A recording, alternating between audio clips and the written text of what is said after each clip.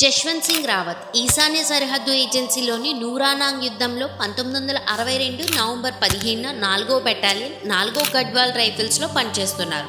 China భారతదేశంపై దాడి చేసి అస్సాంలోకి ప్రవేశించడానికి ప్రయత్నం చేసినప్పుడు నూరానాంగ్ ప్రాంతంలో పెద్ద పోరాటం జరిగింది. ఈ పోరాటంలోని భారతీయ సైనికుల దగ్గర ఆయుధాలు తక్కువగా ఉన్నాయి.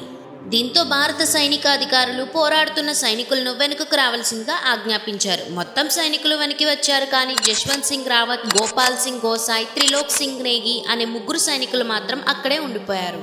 ఈ ముగ్గురు ఒక కొండపైన గల కనుమలలో దాక్కుని కొండపై నుండి శత్రువులతో దాదాపు 72 గంటలు పోరాడారు. చివరగా జరిగిన కాల్పుల్లోని నేగి, గుసాయిలు మరణించారు. రావత్ తీవ్రంగా గాయపడ్డారు.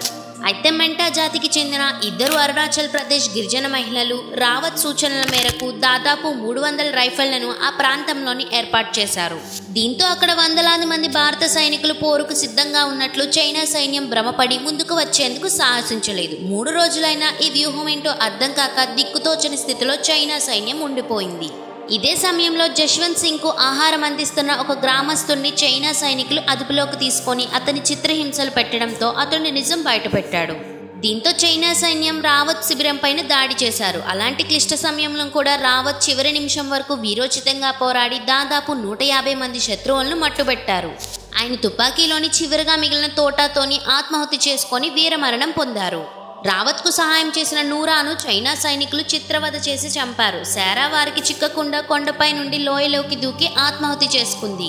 చైనా సైనికులను ముప్పు తిప్పలు పెట్టిన జశ్వంత్ సింగ్ రావత్ పైన కోపం చల్లారని చైనీయులు ఆయన తలను వేరు చేసి తమతో పాటు తీసుకెళ్లారు. ఇది జరిగిన కొద్ది రోజుల తర్వాత ఇరు దేశాల మధ్య శాంతి ఒప్పందం కుదిరింది. దీంతో జశ్వంత్ సింగ్ రావత్ గారి తలను తిరిగి అప్పగించారు.